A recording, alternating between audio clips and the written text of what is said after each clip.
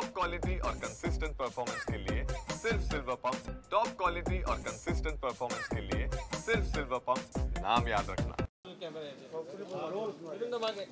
उभारण्याची तयारी सुरू आहे। कशा पद्धतीने आंदोलनाची रणनीती असणार आहे, किती मोठं स्वरूप असणार आहे? 2 दिवस नागपूर बंद पाडणार महाराष्ट्रातलं मंत्रिमंडळ। 1 ते 1.5 लाख लोक जून महिन्याच्या पहिल्या हप्त्यात, नेमकी तारीख आम्ही अजून निश्चित केली नाही, पण जूनच्या पहिल्या हप्त्यात आम्ही मोठी रॅली काढून साताऱ्यावर निघू।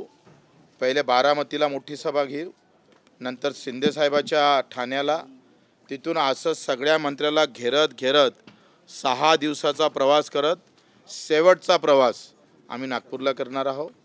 एक मोठ्या आंदोलनाची तयारी शेतकऱ्याला, अपंगांना, दिव्यांग बांधवांना घेऊन आम्ही करतो आहे। आणि जे बोलले फडणवीस साहेब किंवा भाजप जे बोलली ते त्यांनी दिलं पाहिजे, दिलं नाही तर आम्ही हटणार नाही। आता चर्चा होणार नाही। कशा प्रकारे राहणार आहे या सगळ्या आंदोलनाची ठिकाणी आंदोलन प्रत्येक जिल्ह्यात होणार की नागपूरला? पहिले तर याच्या माध्यमातून जागृती करू। आता 14 तारखेला प्रत्येक मंत्र्याच्या समोर मंत्र्याच्या घरासमोर रक्तदान शिबिर आहे। आम्ही त्यांना सांगणार आहोत का रक्त घ्या, पण रक्त सांडवाची वेळ येऊ देऊ नका। आणि 14 तारखेनंतर आम्ही पूर्ण महाराष्ट्रभर किमान 2000 सभाच्या वर सभा घेऊन जनजागृती करून मोठं आंदोलन शेतकरी, मजूर आणि दिव्यांगासाठी करू।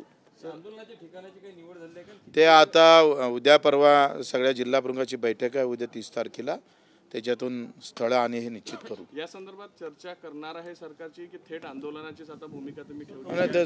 ते सरकारचं काम आहे, निवड चर्चेनं का झाणार नाही। मी रायगडला उपोषणावर बसलो होतो, बैठक झाली, मुख्यमंत्र्यांनी बैठक घेतली, त्यानंतर काही कारवाई होत नाही, म्हणून आम्ही हे आंदोलन करतोय। आंदोलनाचं स्वरूप नेमकं कसं असणार आहे? ठिय्या असणार आहे, काही वेगळं करणार आहे? आता ते इथं आल्यावर ठरवू ना, काही गोष्टी तर नंतरच करावं लागेल ना। बच्चू भाऊचं आंदोलन म्हणजे एक काय वेगळं पण यावेळेस असणार आहे? शेतकऱ्यांना विशाल धरून आंदोलन आहे पुन्हा एकदा। आम्ही तर जसं आता 14ला रक्तदान करून करतो आहे, शेवटच्या दिवशी किमान 30,000च्या वर शेतकरी रक्तदान करेल आणि प्रत्येक दिवसाला आंदोलनाचं रूप बदलेल।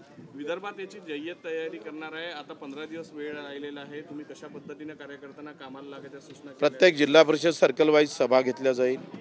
शेतकऱ्यांना ह्या सगळ्या गोष्टी, कारण अर्थभेद आहे, जाती आणि धर्मभेदापेक्षाही अर्थभेद फार महत्त्वाचा आहे। आणि अर्थभेदामध्ये सगळ्या जाती धर्मातले लोक कष्टकरी मारल्या जात आहे आणि तेच आम्हाला सरकार लोकांना समजून सांगायचं आहे। बच्चू भाऊ, नागपूरचीच निवड का करण्यात आली आहे? नेमकं काय संदेश? नागपूरला नितीनजी गडकरी पण आहे आणि मुख्यमंत्री पण आहे, आणि भाजपचं सरकार जे चालवते ते RSSचं मुख्यालय पण इथंच आहे,